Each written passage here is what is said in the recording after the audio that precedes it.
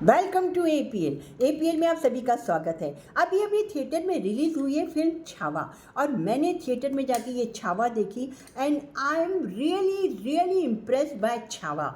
भाई ये जो संभाजी भोंसले की कहानी है, जो शिवाजी के बेटे हुआ करते थे, हमारे छत्रपति शिवाजी के बेटे, उनका नाम था संभाजी भोंसले और ये अपने पिताजी की तरह ही ग्रेट वॉरियर हुए हैं और इन्होंने मुगलों की नाक में दम कर रखी थी। उस समय औरंगजेब सारे भारत पे कब्जा करना चाहता था, मगर संभाजी भोंसले के आगे उसके ना चल ही नहीं पा रही थी। उसने इतने लोग भेजे इसको मारने के लिए, मगर हर बार ये पराजय का सामना करना पड़ता था औरंगजेब को।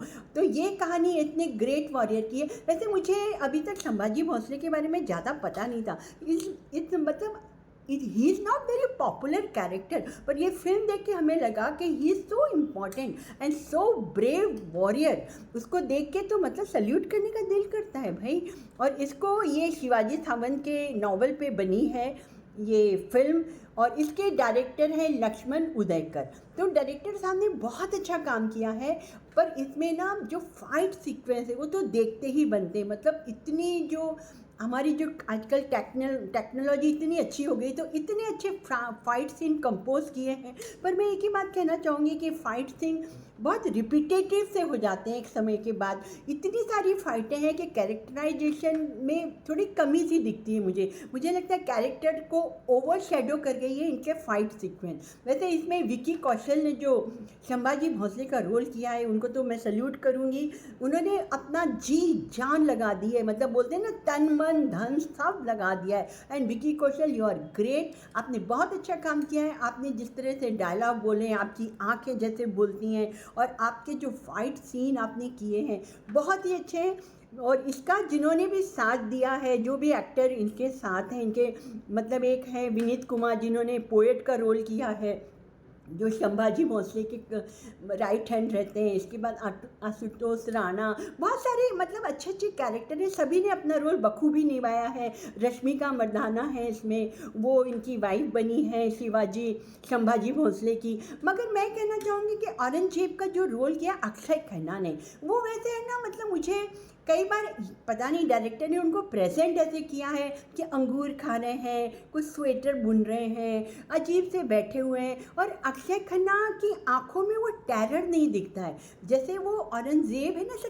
कनिंग आदमी था, उसके ना आंखों में टेरर दिखता था लोगों को। उसने अपने ही बेटे शाहजहाँ को 8 साल कैद में डाल के रखा था, इतना कमीना इंसान था वो। लेकिन अक्षय खन्ना को देख के ऐसे मतलब ऐसा नहीं लगता कि ये सच अ मीन पर्सन या क्रूएल पर्सन, बल्कि कई जगह तो मुझे वो थोड़े बफूनगिरी करते लगते हैं। मतलब ऐसा लगता है कि कॉमेडियन सा बैठा हुआ है। जैसे एक ताज सीरियल आई थी ZEE5 पे कुछ दिन पहले, उसमें जो ये नसीरुद्दीन शाह ने अकबर का रोल किया था, वो भी मुझे थोड़े थोड़े बफून लगे थे। तो I don't know Akshay Khanna को ऐसे डायरेक्टर ने प्रेजेंट किया है या फिर वो इस रोल में मतलब 100% अपना नहीं दे पाए हैं। उनके साथ जो रहती हैं कुछ डायना पिंटो जो रहती हैं, उनकी बहन रहती है या बेटी रहती है, जो भी है, शी इज़ वेरी बैड। उसने बड़ा बेकार, उनके एक्सप्रेशन भी अच्छे नहीं है and she is not good at all, क्योंकि बाकी सारे एक्टर बहुत अच्छे हैं। अब मैं आपको इसकी कहानी यही है कि ये एंड तक ना संभाजी भोंसले फाइट करते रहते हैं, फिर पकड़े जाते हैं और उनके पकड़े जाने के बाद जो है ये औरंगजेब उनको किस तरह से टॉर्चर करता है, सिर्फ ये बुलवाने के लिए कि एक बार कह दो कि मैं आपके आगे हार मानता हूँ, मेरे आगे घुटने टेक दो। मगर वो इंसान इतना टॉर्चर करने के बाद भी उससे ये नहीं कहता। मैं टॉर्चर आपको बताऊँ, 45 मिनट्स का फिल्म में सिर्फ ये दिखाया है कि आप संभाजी भोंसले को किस तरह से टॉर्चर कर रहे हैं।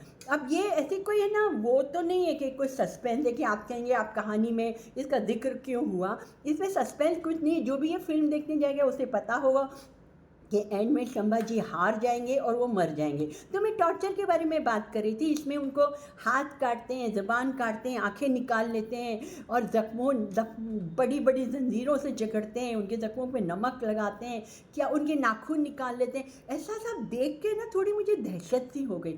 ये फिल्म देखते समय मुझे याद आया जो एक फिल्म आई थी ब्रेव हार्ट।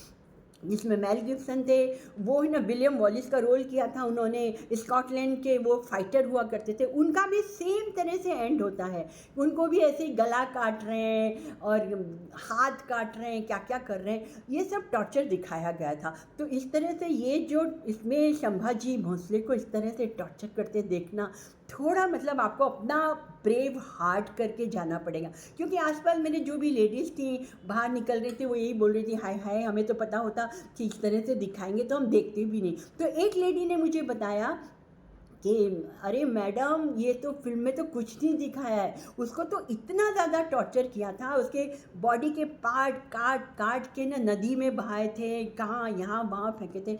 तो मैं बोली बाप रे, अच्छा वो नहीं दिखाया।